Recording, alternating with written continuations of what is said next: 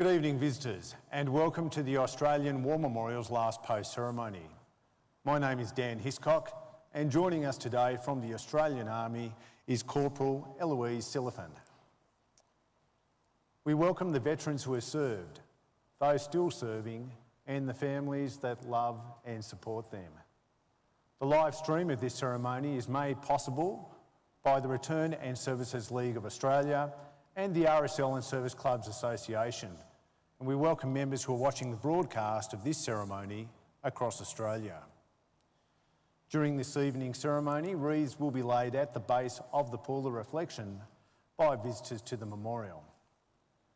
Now, if you're able, I invite you to please stand and join in singing the National Anthem.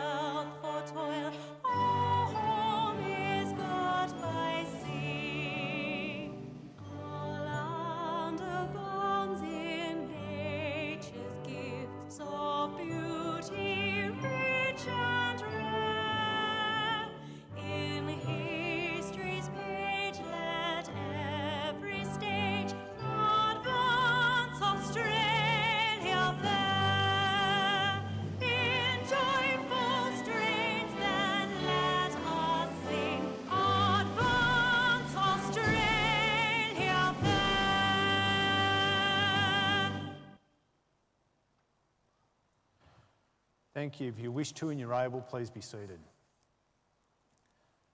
The Australian War Memorial was the vision of Charles Bean, Australia's First World War official historian. Bean landed with the Australian troops on Gallipoli and stayed with them at the front through to the end of the war. The idea of this national memorial and museum came to him at Pozières, France, in the depths of the bloody fighting of 1916. Bean's idea was that this would be a place where families and friends could mourn loved ones buried in faraway places. It would also be a place that could help all Australians understand what these men and women had endured and what they had done for us. Bean's vision, to which we remain true, is best expressed as inscribed in the entrance to the memorial's galleries.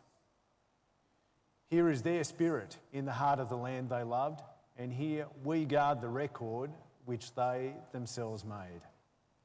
Tonight, we will read the story behind just one of those on the Roll of Honour, which lists the names of more than 103,000 men and women who have given their lives for us in war and on operations for more than a century. But first we present a lament, Flowers of the Forest.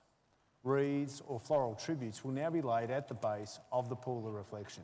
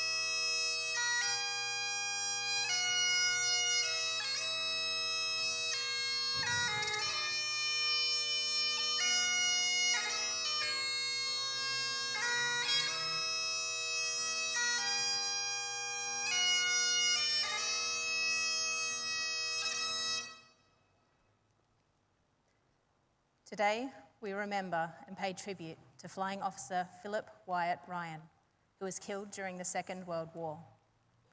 Philip Ryan was born on the 1st of January 1922 in Beechworth, Victoria, to Frederick and Alice Ryan. He had a sister, Beryl, and their father was a solicitor. Philip was educated at Xavier Preparatory School and Xavier College before studying at Melbourne University. After leaving school, he worked as a clerk with the Bank of New South Wales. On the 24th of April 1942, Philip Ryan enlisted in the Royal Australian Air Force, aged 20. He trained as a pilot, and in March 1943, he received his flying badge and was made sergeant. He embarked for overseas service from Brisbane on the 20th of April 1943, arriving in the UK in June. As part of the Empire Air Training Scheme, he was one of almost 27,000 RAF pilots, navigators, wireless operators, gunners and engineers who joined the Australian and British squadrons in Britain throughout the course of the war.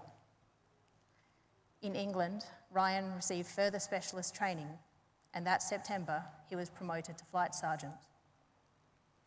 In April 1944, he was commissioned as a pilot officer, and on the 6th of June, he was posted to 467 Squadron, Royal Australian Air Force. As part of Bomber Command, the squadron flew the 4-engined Avro Lancaster heavy bomber. On the night of the 7th of July, Bomber Command launched a major raid on German flying bomb storage sites in France. Ryan, now acting flying officer, was a pilot of Lancaster POU, which took off shortly before 10:30 p.m. Cloud cover meant that the bombers had to fly low to see the target, and 31 Lancaster bombers were shot down by enemy fire. One of those aircraft that never returned to base was Ryan's Lancaster, which crashed down at the town of Courjon, about 95 kilometres southwest of their target. There were no survivors. Those killed with Flying Officer Philip Ryan were Australians Warrant Officer Clifford Jones, Flight Sergeants Vern Cockcroft, Leonard Porritt and James Stephan, and Sergeant William Kilworth, along with British Sergeant George Hayes. The airmen were buried by the townspeople in a moving ceremony, and after the war, the remains of Flying Officer Ryan were identified and reinterred there next to his crewmates. He was 22 years old.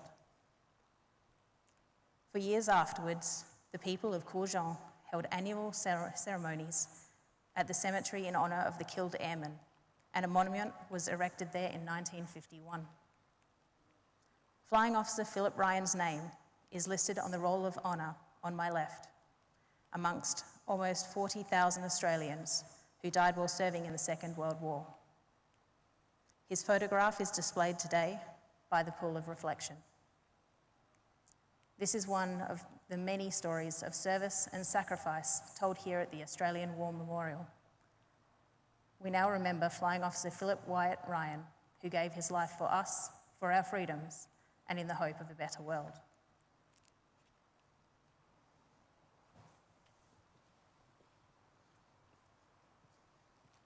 Please stand for the reading of the Ode and sounding of the last post.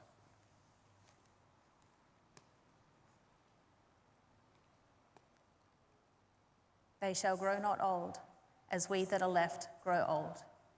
Age shall not weary them, nor the years condemn. At the going down of the sun, and in the morning, we will remember them. We will remember them.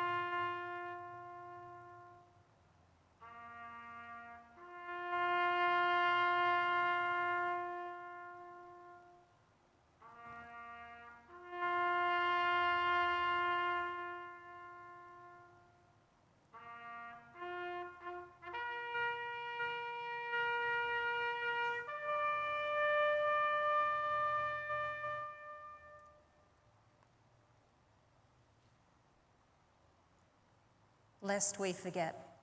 Lest we forget.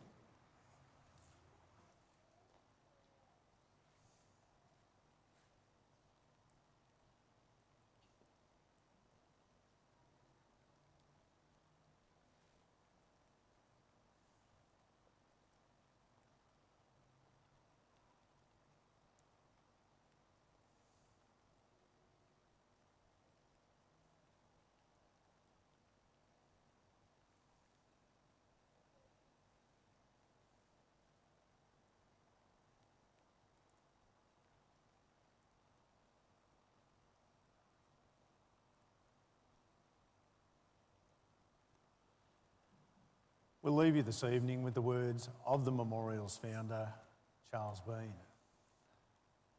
Many a man lying out there at Pozières or in the low scrub of Gallipoli with his poor, tired senses barely working through the fever of his brain has thought in his last moments, well, it's over, but in Australia, they will be proud of this.